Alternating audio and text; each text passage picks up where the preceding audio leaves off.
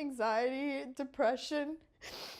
Like many victims, she feels shame, hasn't told her children, is trying to protect her own privacy, Thank you. but still wants every woman to know what she says happened to her when she began feeling intoxicated at a Miami area bar, sought a safe ride home, and used the convenient Uber app to summon a ride. And I don't remember anything until the next morning. And the next morning? The next morning I woke up and both my pants and my underwear were on the floor. Evidence pointed to assault. Her Uber driver, Namar Abdullah, is charged with felony sexual battery, has pled not guilty, and is awaiting trial. She is suing the company that promises a safe ride home. A CNN investigation has uncovered dozens of cases like hers. None of the information comes from Uber, which did not provide CNN numbers on how many of its drivers have been accused of sexual assaults, the company saying they are working through their data. Instead, CNN scoured public records, police reports, civil and criminal court cases, and talked with a dozen attorneys representing victims. The results? CNN has documented at least 103 Uber drivers in the U.S. who've been accused of sexually assaulting or abusing their passengers in the past 4 years. At least 31 of those drivers have been convicted on charges ranging from battery to rape. Dozens of criminal and civil cases are pending. Uber is by far the largest rideshare company with 15 million rides per day worldwide. And while hard to compare directly, the smaller rideshare company Lyft, with 1 million rides per day in the U.S. and Canada, is also dealing with sexual assaults by its drivers.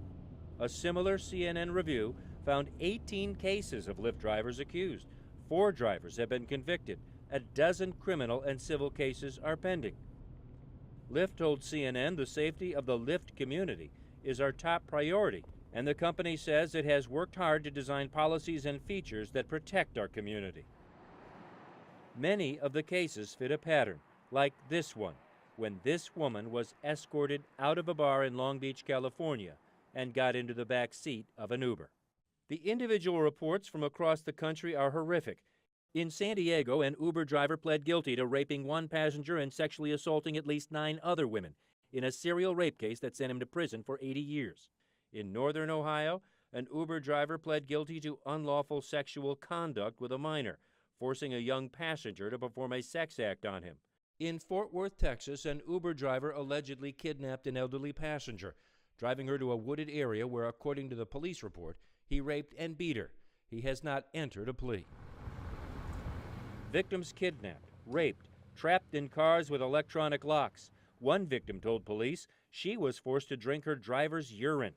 And multiple experts, from police to lawyers to prosecutors, tell CNN the actual number of Uber drivers accused is much higher than the 103 we found.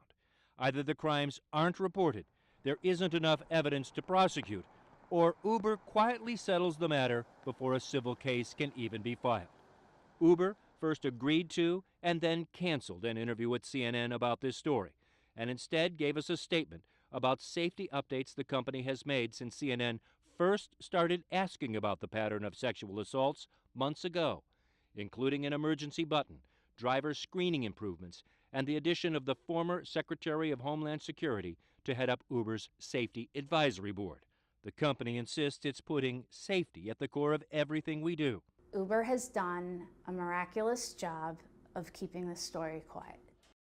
Attorney Gene Christensen has been suing Uber on behalf of victims since 2015.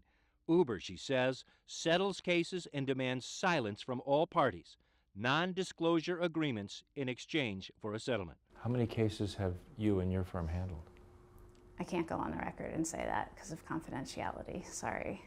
In addition to money, Christensen's class action lawsuit against Uber seeks more thorough screening of drivers.